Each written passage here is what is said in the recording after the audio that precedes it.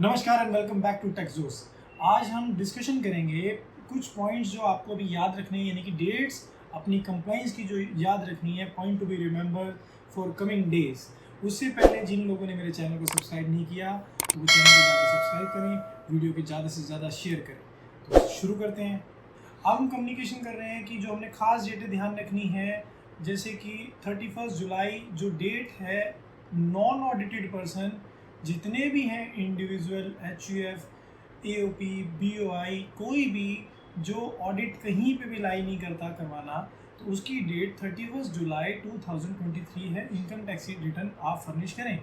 और ऑडिट वाले कंसर्न वाले पर्सन, चाहे वो कंपनी एक्ट यानी कि PVT लिमिटेड या LLP एक्ट के अंदर ऑडिट मैंडेटरी बनती है, तो उनकी डेट 30 सितंबर 2023 है।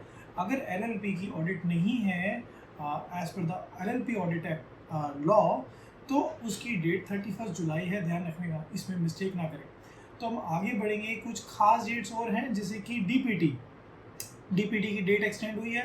DPT प्राइवेट लिमिटेड कंपनी वाले लोन्स की डिटेल अपनी 31 मार्च 2023 तक जो उनके बुक्स में आउटस्टैंडिंग खड़े हुए हैं, वो रेलेवेंट पार्टी से हैं, डायरेक्टर से हैं, यानी कि अजम्प्टेड हैं या नॉन अजम्प्टेड है, या किसी कॉर्पोरेट से हैं, तो वो डिक्लेरेशंस आपको DPT 3 में देनी होती। तो वो DPT 3 आप 31 जुलाई से भरें। और हर बार एक कंप्लाइंस आता है कंपनी के ऊपर। कंपनी की बात कर रहे थे तो ध्यान रखें कि DIN KYC आपके अपने जो डायरेक्टर आइडेंटिफिकेशन नंबर है उसका ऑनलाइन वेब KYC करना होता है, वो 30 सितंबर से पहले करना ना भूलें, जिसकी कॉस्ट MC पे कुछ भी नहीं होती। बस आपको OTP शेयर करना, ताकि you are alive and you are active of director of the company, ये MC को पता लगे। एंड ऑडिट ट्रायल जो चला था पीछे, मैं विश करता हूँ कि सारे उसको फॉलो कर रहे हैं।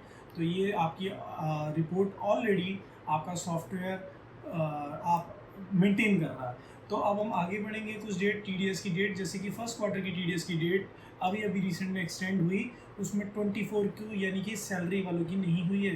तो बाकी जो लोग हैं उनकी डेट 30 सितंबर 2023 कर दी गई, तो ये डेट उनके लिए थी। एंड फर्दर आगे मूव ऑन करते हैं, जैसे कि इक्वलाइजेशन लेवी अपनी रिटर्न ना भेजना भूलें।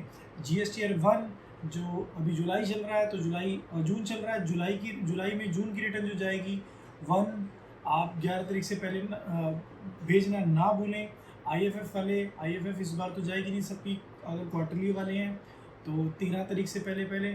और 3B की बात करें तो 3B की डेट आपकी 20 तारीख मंथली वालों के लिए और 24 क्वार्टरली वालों के लिए।